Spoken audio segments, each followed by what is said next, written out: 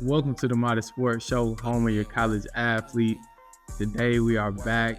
We have another one of Birmingham's very own Cedarius Doss. What's up, bro? What's up, man? Hey, I appreciate you for coming on the show. So man, talk to me, bro. Like, we are in the portal right now. We at home. What does our day-to-day look like? Really, once I get up, watch my favorite, my sleep, pray, Okay. and I go to Shades Valley, come up to Reddit sometimes. Just right now, just like working out. Doing a lot of training. Yeah.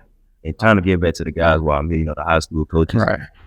Giving back to the players so they can have the knowledge and wisdom and see how it is for a college athlete. Yeah. Not, for my standard, just see how it is. So I'm just trying to kind of come back and help out. So do you at Shades Valley at Ramsey, are you like what are we looking at training? Like, what's some strengths, what's some weaknesses that we trying to hone in on while we at home? At first it was more so, staying big, maintaining my weight, this, that, and third. But, Okay. It got to a point where I was getting too big because I was just working out. Yeah. So my coach O told me, man, look, you a DB, you don't really get to just rock them like that. So he said instead of working out 4 or 5 times a week, he said more so like deep work, stand and shake this and all that type of thing. Yeah. I still need to stay and shake. Yeah. It's just kind of what I've been doing. So I've been transitioning like more feet work and all that type of stuff. So it's closer to being like when I gotta make a decision. So. Yeah. So man, I just really wanted to test your temperature on what it's looked like since you've been home. I do want to ask you this though. If you could have a superpower, what would it be and why? I just say speed, man. Speed? Yeah, like Flash? Yeah, man. Okay. Like nowadays, everything's just predicated on speed, man. It just, when you watch track, when you watch the combine, the 40s, and all these guys, you're like, bro, God couldn't have gave me no speed like that. I've been raising people all the time. Just Yeah. So they're probably speed or something like that. Okay. But today we are at your alma mater, Ramsey IB High School. Talk to me, bro. Like, let's go back to your early high school career, right? What is the life of Cedarius Doss? What sports are you into? You know what I'm saying? How's your career is going? Your high school career, how's it going? So freshman year I came in on played football, baseball, and basketball. Played 3 sports. I grew up playing football, baseball, and basketball. So once I got to college, I'm in high school. I tried to play all 3 of them.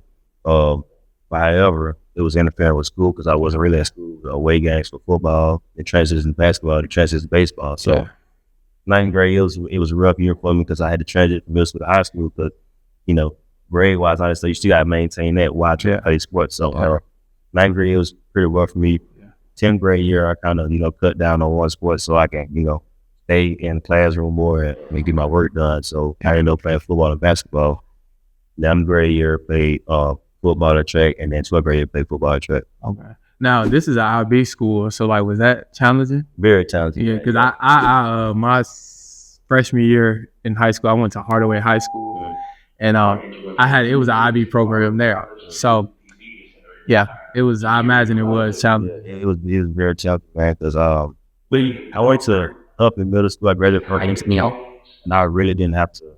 I don't want to say I had to do work, but like it's way different from normal schools like Double J Clinton or Phillips. Like they prepared them for like school like race. So I just think it was a lot of that was tough. Like, right. Coming from brother there, and then coming out knowing that this school is like they harp on schoolwork. So it's just a good change. Yeah. But at the same time, though, I'm sure that prepared you for college. Right, the yeah, IB it definitely program. did. And that's why I come back, man. I always tell people like I didn't really want to go to Rams, but I'm glad I did because man, college was so easy for me because of what Ramsey taught me. So it just I hated it. I mean, I ain't gonna say I hated it. I loved it, but I just didn't want to be in school. Or I wasn't big in school like that. But once I got to college, man, everything was like kind of easy. So I'm glad I actually graduated and stayed here. All right. So man, we go through our high school career, okay? And per 24/7 Sports, bro, I looked at your profile. I don't see a lot of offers at the time. Right. I see Tuskegee, hard commit to Tuskegee. What was that like coming out of high school, right? And being in the Birmingham area, though. And I'm sure you see this guy, that dude, this guy getting plenty of offers, getting plenty of attention. That wasn't you, though. Well, honestly, because I think I had two offers, Miles and Tuskegee. But Okay. a lot of schools came and talked to me 11th, 12th grade year because I had, I played on the championship team I started. So Right. it was, my recruitment started a little early. But however, like I said, my grades wasn't up to par. So they come up here to ask for my transcript. They're like, we like your film and all that stuff. But grade wise, really can't, offer you this, that, and that, but you can walk on, if you get accepted in school and kind of do it that way. So I think that played a big role in my recruitment. But I was the first boy in my family to go to college, so I wanted to make sure I signed somewhere where my parents didn't have to pay for school. So Right. I mean, I think I Tuskegee off like 2 weeks before signing day, and then Miles came the next week off me. So it was like a quick turnaround for me, and I got it late in my senior year. So I mean, it was frustrating. It was a long process, man. But recruiting and like offers weren't really that big when I was in high school. I think they had kind of happened like after, like in between COVID, after COVID, when all that happened. Yeah. I mean, people was getting offers, but it wasn't nothing like crazy how it is now. Yeah. Okay. See, I ain't know you a year, you 2019, I'm 2018, so I'm like, I don't know. I really, it wasn't, it was, people was getting offers if you was a 5-star and all that, but like everybody's like, it wasn't really that much big like that. I said it's like Skittles now, bro. Like, it's crazy. Way more easy because a lot of coaches, they understanding, how the recruitment going. They learn it each year, and they had a coach playing yesterday. Went in there and had a bunch of high school coaches go in there, and they get knowledge on like how do you get a high school guy recruited, this, that, and the third. So I know that they learn it every year, every day. Because it's a new day area now. So. Yeah, it's more commercial. Yeah. It's a lot more social media taking over everything. So it's in your face. Right. But how does a city boy like you, right? You go to Tuskegee, Alabama. That's country. You know what I'm saying? How was that adjustment when you got down there? Man, when I first so the reason why I committed to Tuskegee because when Miles came in here, they kind of did it because Tuskegee often, they kind of like a rivalry. Yeah. And that was already one red flag. And another red flag was it was in Birmingham. I really didn't want to stay in Birmingham, man. I wanted to, go experience like an actual college life without my parents and all that type of stuff. So when I went to Tuskegee, man, we went on a visit. I think it was like 12 people down there with me. Yeah. Everybody committed like that Sunday, next day in the meeting. So it was like I had a great time down there. I don't know if you never been down there, but like the football game, for sure, and all that stuff, man, it was just amazing. Yeah. So I had an amazing time with my visit, man. I love the coaches. The coaches wanted me. They believed, like Coach Hannah was the first coach to come up here and offer me. Okay. Yeah, so Justin Hannah, I remember. Yeah. So I built a relationship with that guy. He kind of trusted me first. So they played a major role in it. Yeah, that's I actually coming out of Kentucky, Tuskegee is one of the schools that offered me, and I went on a visit. That was like the only visit I went on when I came back home. But and plus, like when I was probably back in 2019, I was coming out of prep JUCO situation, and it was like right before Alabama gave me a call. But anyways, Tuskegee, like at the time, I ain't had no traction or anything, and it was crazy how it worked because I forget what the DC name was at the time. I think his name was Joe. Was it Joe Carter? Joseph Carter. Joseph Carter. Yes, sir. It was him, and so he crazy guy. Yeah, I know, right? I love him, but he don't play, man. Yeah, I'm telling you right now. And so I go down there. He like, hey man, you could come walk on. I'm like, you know what I'm saying? And so, but then you fast forward a couple months, Alabama called and like, what's up? You know what I'm saying? So it just, college football, brother, ebbs and flows. Yeah. But so yeah, fast forward to last year, right before I'm like kind of where I'm trying to go, what I'm gonna do, and I go down there to Tuskegee, and that was like my first real visit around the campus, and of course being at Kentucky, and then it was a change. Not that they take like it's like a 10-minute long. Oh yeah, before you even when you get off 85, it's different, but like it wouldn't seem like it once you get on campus. There's so many people, and everybody kind of cool with each other. So I mean, once you get down to Ashland on campus, it's cool. But like then you got Montgomery down the street, Auburn down the street. So I mean, it has its pros and cons, man. Right. So it was pretty cool. So we get to our 2019 and 2020 season, okay, and we don't see any action. Like, what is that time period like? So, and as well, and also the 2020 and 2021 seasons. Just from doing my research, I don't see anything. Like, what's that gap look like? Actually, in 2019, for the first year I got there, I redshirted. I started the first 4 games on special teams. Played Alabama Stardom, but once I got to my 4th game, they redshirted just about every freshman. Okay. So I mean, I started the first four game on special team. You know, Okay. going down there doing good. I had a good fall camp and all that type of stuff. But they wanted to redshirt me. Okay. So I redshirted my first year. When I get to the spring, we doing spring workouts, and out of nowhere, man, I just started having headaches out the blue, man. So Okay. you know, I'm not that guy that just like want to go to the hospital. This, that, Yeah, that. yeah. Like unless it's seriously Yeah, something yeah, wrong. yeah. So it got to a point like 2 weeks straight, it was hurting. So I called my mom. She was like, okay, just go to the doctor, see what they say. So when I go to the doctor, they found out that I had a brain aneurysm. Wow. So I was having headaches every day. It felt like somebody was kind of stabbing me in my brain, like, Yeah. just about every day in my sleep and everything. So Right. I missed like the workouts a lot because I had doctor's appointments just about every day. So they wanted to maintain it and make sure it don't erupt and nothing like that. Yeah, So man, I just, you know, I was going back and forth to school, going to doctor's appointment, and you know, some of my teachers was kind of helping me work some on one. Okay. So that spring semester was kind of hard for me in 2020.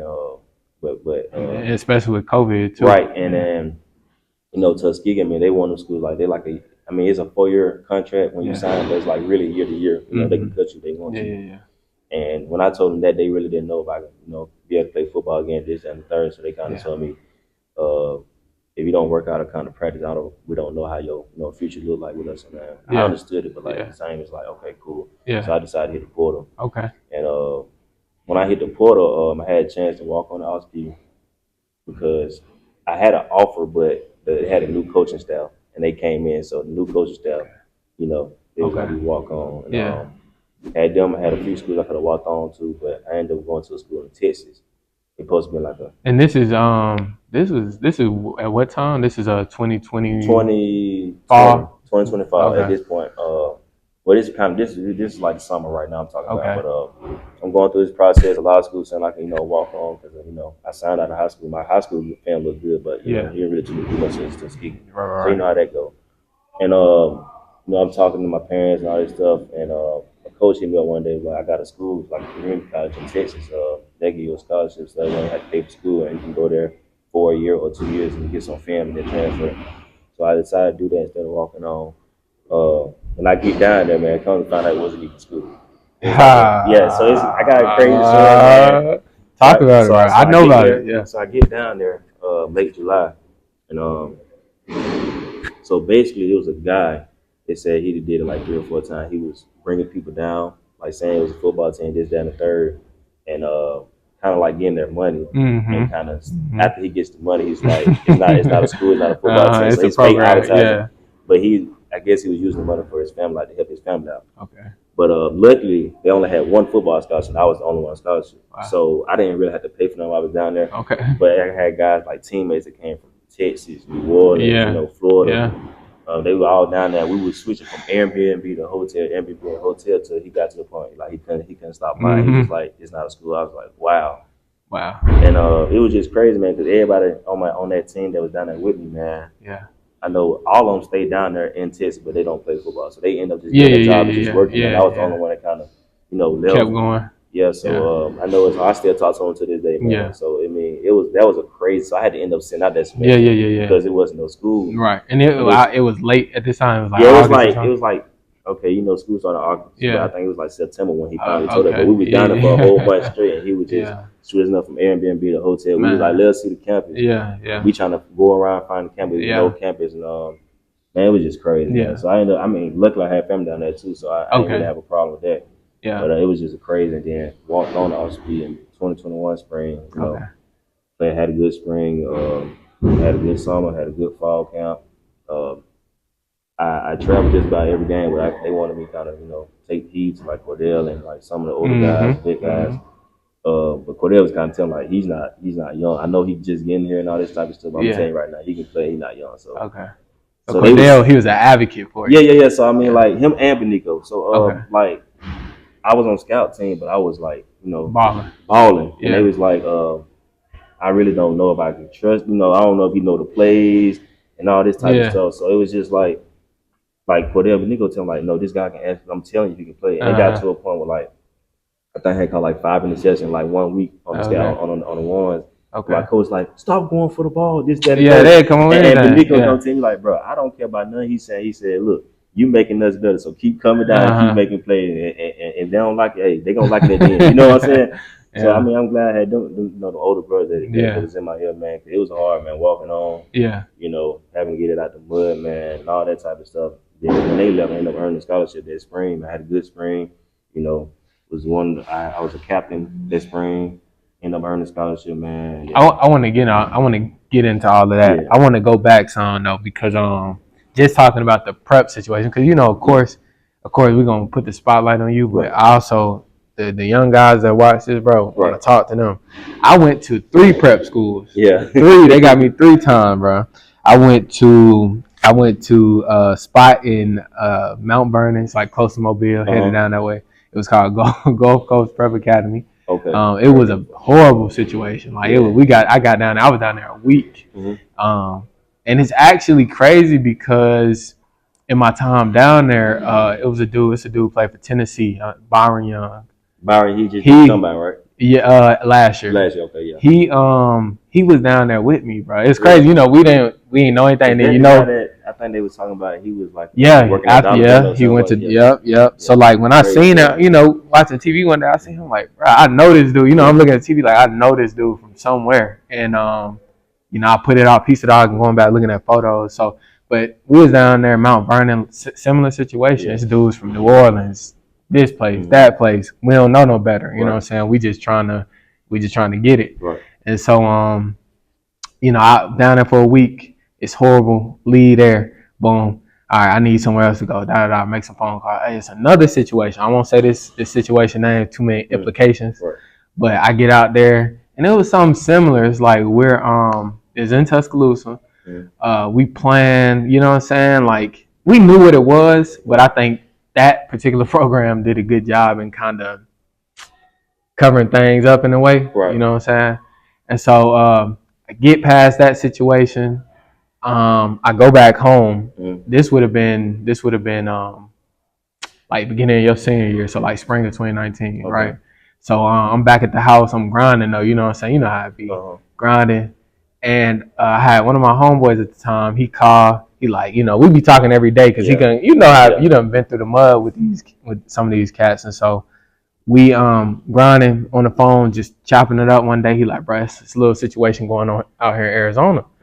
And so I'm like, okay, look more into it. He's sending me stuff. They had JUCOs, but they cut the funding for the JUCOs. Right. And so it was like all these junior college teams was transitioning into like more like prep school teams. So it was like same staff, same players, just not with a school. Right. And so, but everything lined up, like Auburn, Oregon, all these different schools coming out there. And so I'm like, okay, we got a good shot. This might be the one. Because I guess I was similar to you in a sense. Like I didn't want to go walk on, you know what I'm saying? But I was kind of reluctant to that idea. Right. And so it's crazy. I talked to somebody at Sanford, I forget the dude's name, but he was like, we like you, we think, you know what I'm saying, this, that, and third. Nothing really came out of that. Stayed grinding, working in a warehouse job for a couple weeks. And like right before, I leave and go to Arizona, and I'm out there a day or two. And at the time, the director of player personnel, Bob Welton, he called. He like, hey, man, what you doing? Where you at? And I'm so like gung-ho, like, I got to get off. So I'm like, and my mom, you know how it be, bro. Your folks, they put a lot to let you, get you out there, get you situated.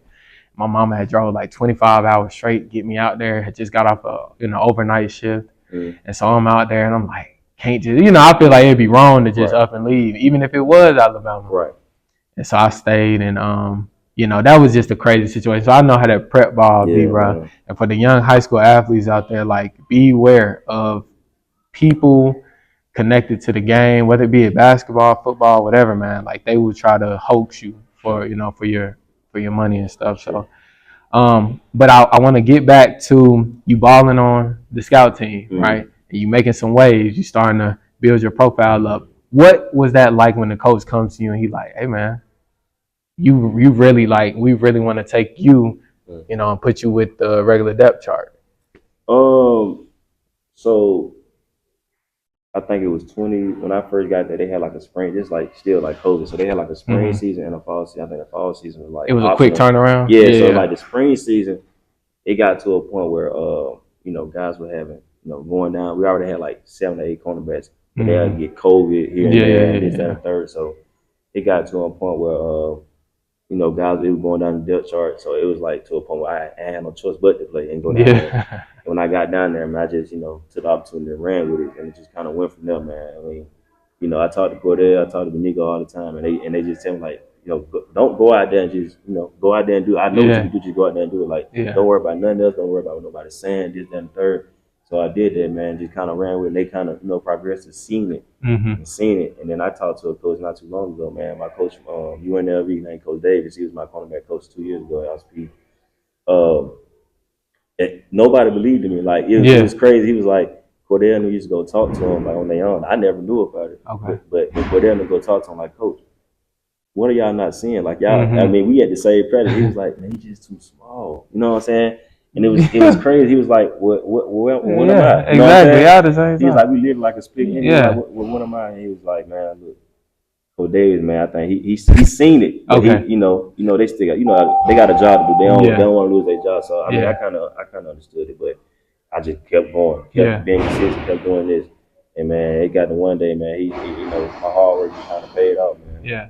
And so the 2022-2023 season, you played 8 games and you start 4 of those games. Am I right? Right. Okay. So the first 4 games, I had a good fall camp. Had a good, it was 3 corners. We kind of rotating. A guy from Georgia Tech and a guy from Youngstown. Okay. It was just rotating. You know what I'm saying? But they was getting most of the reps. I was just going in when they, tired or something like that, or cramping or anything like that. And it got to the 4th game. We played Alabama and them, and one of the corners just having a bad game, man. You know how they go. Yeah. And I went in, I kind of went in. When I got in, man, I had a phenomenal game. Like I went cry. I think I had like 8 tackles. I had 2 sacks. Oof. And I had like 3 PBUs. Oof. And then the next week, because like we was going there, like we was in rotation, so we always still competing for a job in a sense. Yeah. And after that game, man, the next week I think it was like the first conference game, man. They made the transition. They made me the starter. But he brought both of us in. Okay. Like, okay, I'm gonna have that. They start this game. Yeah. You still, gonna get some reps and this and third. Man, had a good game, man, and it just kind of went from there. Right. And then I think it was like the last, or close to the last conference game, and like the day before we played Jacksonville State, man, I woke up and I had a testicle tour. So like it was crazy. So I just woke up and it was swollen. Okay. So I go to the doctor. It was like, you have testicle tours. It was like, basically you don't have surgery within 45 minutes. You can possibly lose, and then you won't be able to have kids. So it was just crazy. It was a quick turnaround. I'm finna go to morning practice. I couldn't barely walk and this, that, and the third, man. Yeah. And it was just crazy. So I had to miss. I missed 4 weeks because of the surgery. Yeah. And this was like what game or what's the window of time this would have been? This is around October, late October. Okay. So, middle October. Okay. I think like October 17th. Right. Like that. Okay. So we playing the day before we played Jacksonville State. I think it's senior night. So it's close to the end of the season. Yeah. Man, I wake up, man. We finna go like Friday morning practice. We finna go out there. We finna have practice. I couldn't even walk. I go to the hospital, man. They tell me they got to take me in the back house. I say, okay, cool. Because I asked, I said, it can't wait till the season over. After the game, at least. Yeah. They was like, nah, man. I'm like, okay, cool. So I ended up missing 3 to 4 weeks. I had to let my stitches and stuff, Okay. And it's crazy, man. So I came back Bama game. I already had told my coach, I don't care what gotta happen. Yeah. I'm at the crib. I gotta play. So you had came home while you was healing up in that time? No, I was still at school, but like I was just going to practice. I couldn't really do much. Right. Okay. So, man, the 3rd week I go to the doctor, they say my stitch, and I'm clear to play. So I get to practice. My DB coach, like Coach Davis, still at this time, he was still skeptical because, you just come out and say, I wanted to see how you move. So he bring me in one day. I'm by myself, like 35 minutes, just doing DB drills, seeing how I move, this and that. He said I looked good, but he still, iffy about it. You know what I'm saying? Because that's a real big deal. Yeah. And the guy that that they made me a starter over, he ended up coming back and being a starter. And he was having the good games this and the third. So it was crazy because we get the Alabama game. And the day before, I got the family come to the hotel, all that stuff. We talking to him. I had a one-on-one combo with him. I was like, "Oh, I ain't saying I want to start. You know what I'm saying? I just want to play. I was a starter, but I'm not going. He been hot, and I don't want to just mess it up. And it was his last year, so I wanted to get this guy some film, for Bama. and 'cause I had more years left. I had played Tennessee the next year, so I get some Okay. more family. That's the case, you know. Yeah. And you know, he had to come. He said, "You gonna play, man? Just you know, I don't know how much you gonna play, but you gonna play." Yeah. And next day, man, you know, we get to Alabama, crazy atmosphere. Mm-hmm. My whole family there, man. We get there, I'm working out, man. I feel good. Yeah. I'm like, we can't get down. I got a lot of Kool-Aid, Okay. DJ there, man. Yeah, I got all the guys I grew up with, man. I'm Yeah. playing my brothers, man. So it was great. Right. And then open the kickoff, man.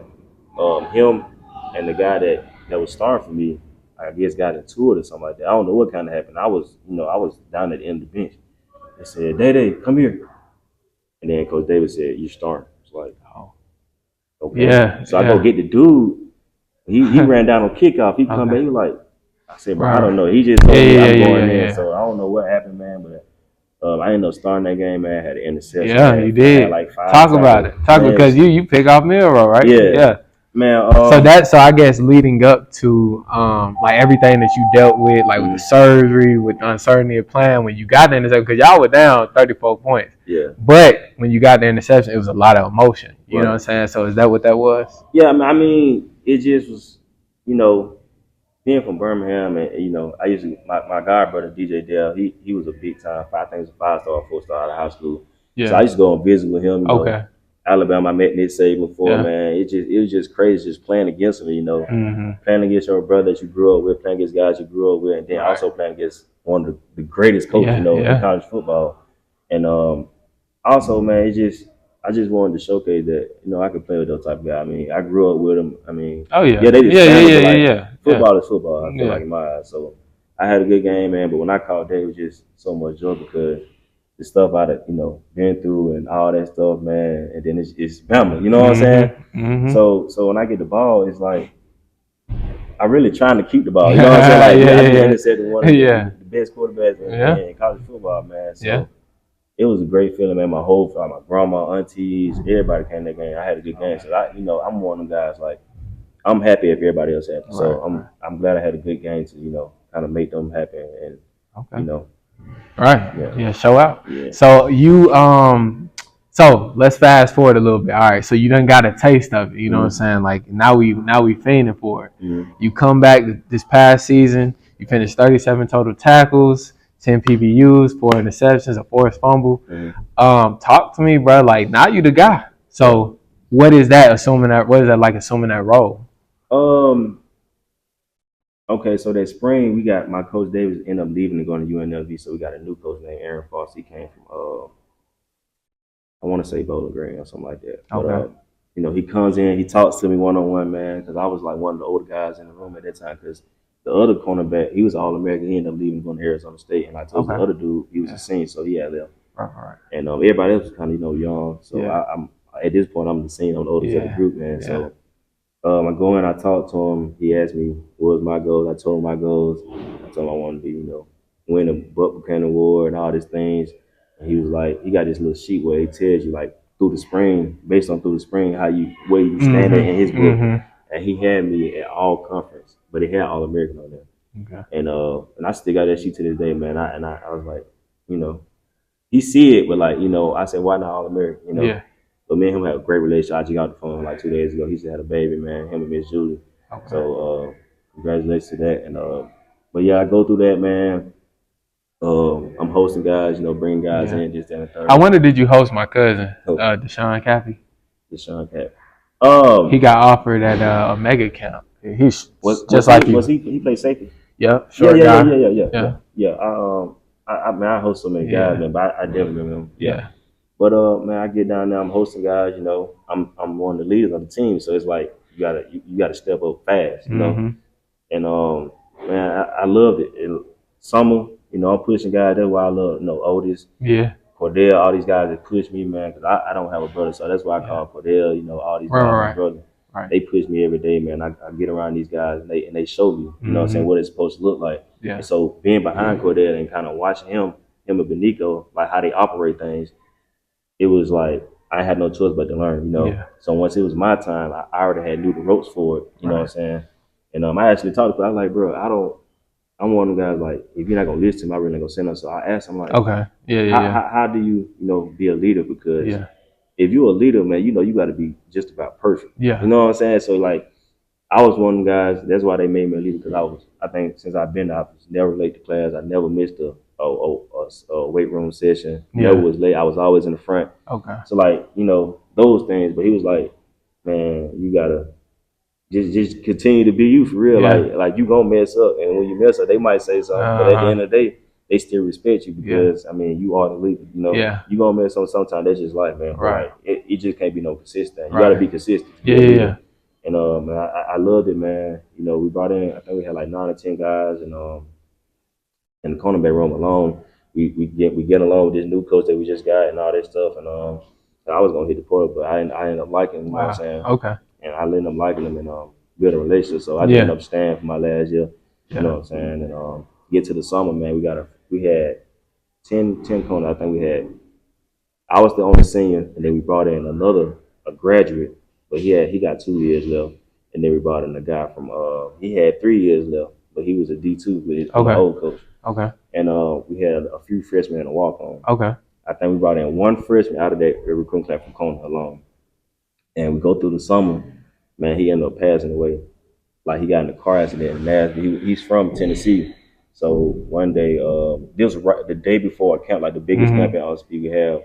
And me and that guy was close. Like he was in the lab with me late at night. I go work out late at night, 10, 11 o'clock. He in there, he trying to get better, man. He was the only freshman. The only guy we had in our class, so that we all was kind of, you know, close with him, man. He ended up getting in a car accident, man, on the way back to school. Wow. And it broke everybody. He was one of the guys. He worked hard, man. Yeah. He was a 4-star out of high school. He had awesome Louisville. He was committed to Louisville. All these schools, like he was committed to Louisville, but he ended up committed to Austin Peay because he wanted to be closer to home. And that kind of, you know, stuck with me like throughout the season, man. I know we talked about it a lot of time. We left a seat open for him in the room, like he was there, and all that type of things. And even a seat like we having pregame, we leave a seat open for him because he definitely would have played. He was one of those guys like he came in like he was, you know, true. Man. And you know, it was hard for everybody, man. Everybody, I mean. It was just that alone, man, was just a rough patch for everybody on the team, especially the coach, because he just got there and and that was probably one of his bigger name guys. Yeah, you know what I'm saying? That's the only guy he brought in. That was the only freshman in the room, so it was like, dang, like, you know what I'm saying? He actually would have played, and but yeah, that was a crazy moment, man. But good thing I was close with his dad and his mom because, like I said, that was like my little brother. Man, I took care of him. I hosted him on his visit. They came to the spring game. You know, I'm balling going crazy. So obviously, you know, I'm the vet of the room, so we getting close with everybody. Right. And so we made a promise before the season, cornerback room, like this season's dedicated to him. Sure. So every game, man, I try to play for him. Man. I pray, you know, that he be with me and all that type of stuff. So I wanted to definitely make this season for him. Man. So that played a big part in it. And so, you know, as we realized there's some coaching changes, you know what I'm saying, that took place at Austin Peay.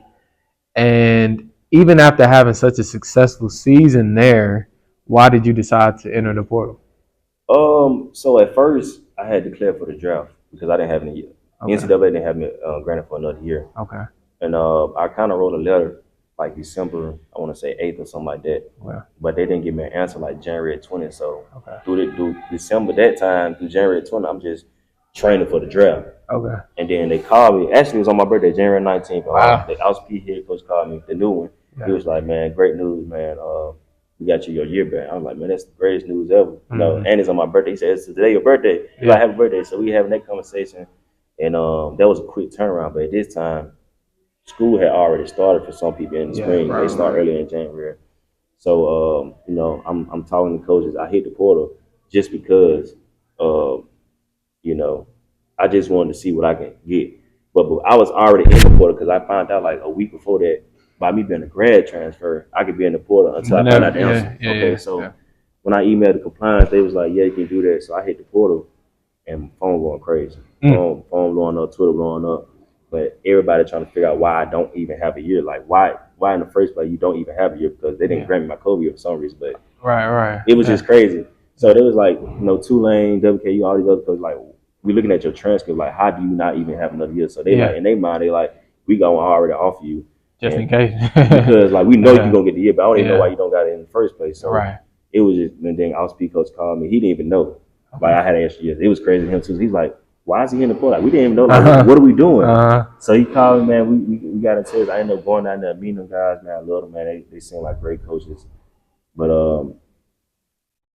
I told them, like, I didn't want, they wanted me to come in March, and I wanted to take this process, slow, because this last 6 months going to be, one of the best. It got to be the best decision I ever made, man. Yeah. I kind of talked to him and told him he wanted me to come back because, I was a leader, so he wanted to be like that vocal leader, that vet guy, to help the young guys and all that type of stuff. And I told him, I don't mind doing that. It's just, for me and my family, it's just like, I can't rush the process, you got to make a decision. So, I'm telling that. I mean, they bring me on an official visit down there and everything. Like, I ain't, put on no uniform like that because I already, been in there. But, like, they had me on an official visit, man. I had great talks with him, the defense coordinator. He's Coach Trick Weaver, man. He was, he knows something. I like the way, his schematics and stuff lined up, everything checked off, man. I love the head coach, man. The strength conditioning coach, he was showing me every different thing. Yeah. And it was a lot of stuff, like, everything had checked off on what I needed, man. But like I said, I'm just taking this process, slow, man. Like I told the AD, I'm cool with the AD and the president, because I did so much for the program. Right. And I'm just telling the same thing, like, I want to come back. I love Clarksville, man. I love what Austin Peay did for me. They made me the first graduate in my family. They put me on scholarship, all this stuff. So I love Clarksville. I love Clarksville community. But I told him, just like I gotta take the process. So he understood, man. And that's one thing I can't respect about them. They understood, where I'm kind of coming from. It's my situation. They know. They told me, you already got a spot on the team, this, that, and the third. You can come back whenever if you want to. But I still want to, take it kind of slow. And that is the one thing that I love to see is dudes starting, like, coming out of high school.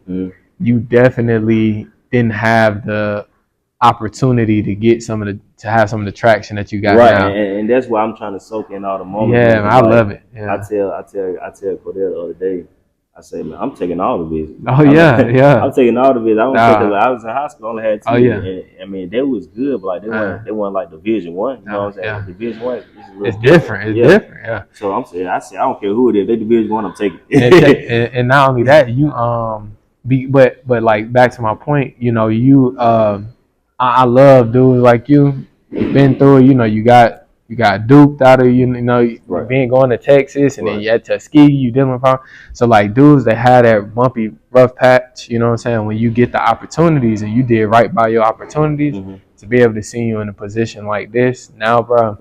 I respect it. I salute you for real. But, like, I know that UNLV visit gonna be lit. I done had some homeboys that went on them visits, and like, in Vegas, it's So you go to UNLV March 19th and April 6th. April 6th, and I got to go to UTEP April 13th. I got a lot of.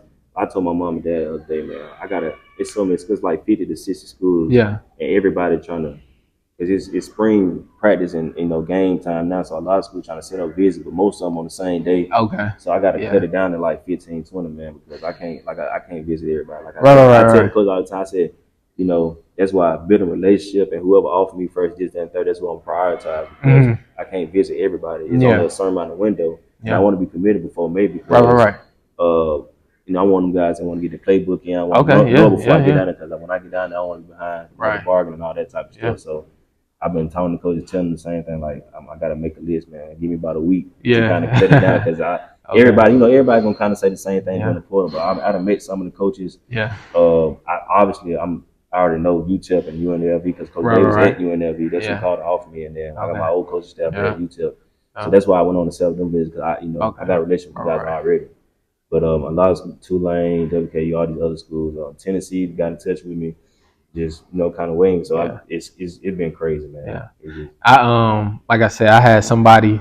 Or like I was gonna say, I had somebody on the staff. I wasn't gonna say the school because I didn't see anything public on it. But since you said it, I had a staffer at Tulane. I was talking with him, you know what I'm saying, and I was like, hey, if you got some guys that I can get on the show, let me know. I'll reach out to him this, that, and third. And he was like excited about this, you know what I'm saying, and which a lot of people is. Like, I even appreciate you, you know what I'm saying, coming on, because I do feel like this don't get enough spotlight. Moments like this, you at home, but you a big name dude. But like, what is Cedarius Doss doing right now in his day? People want to know. And so, anyways, yeah, this staffer at Tulane, he was like, thinking of some dudes, and then he sent me your contact information. He was like, Cedarius Doss, this and that. I'm like, at this time we had already talked and was trying to line stuff up. Right. But he was like, yeah, FCS All-American, he would probably be a good get. And so anyways, bro, I appreciate you for coming on. Like I said, man, we look forward to what these next 6 months have to offer for you, bro. Like, is there anything you might want to say in closing? I just want to give a shout out to MDF, Coach O, all those. Yes, sir. Yes, sir. Miss Grayson, Akil, my mom, my dad, my family, Zoe, all these people that that helped me get to the point I'm in. Cordell, Millhouse, right on. All my Starling, all the right brothers, on, man. right on. Everybody kind of helped me on this journey, man, because it takes a village, man. And I grew up pretty rough, man, so it took a lot of people to kind of be on my end, stay on me, for me to keep my head straight. It's like God put people in your life for like certain things. Cordell was there to teach me how to be a leader, this, that, and third before I even knew it. Yeah. Coach O was there, to push the most out of me. me. Oh yeah. He gonna get it out. They always gonna be there support. Got my grandma and granddaddy always there support. Zoe, my girlfriend, she was with me through the whole process. It was just crazy. I think everybody kind of helped me through this process. Yes, that's why I'm like I said, I'm one of them guys like, if you happy, then I'm happy. Right. Like, I ain't gonna say I don't care about myself. I'm more selfless, so I'd rather you see you happy than I'm happy. So as long as they happy, they they good and all that type of stuff. That's what I live for. Yes, sir.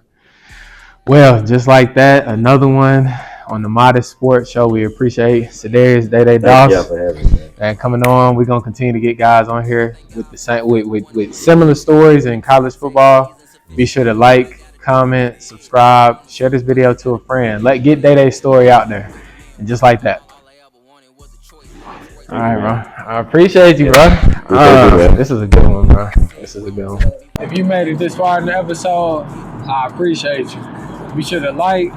What was your favorite part of the episode, too? Drop that in the comments. Subscribe, share the video around, and of course, stay modest.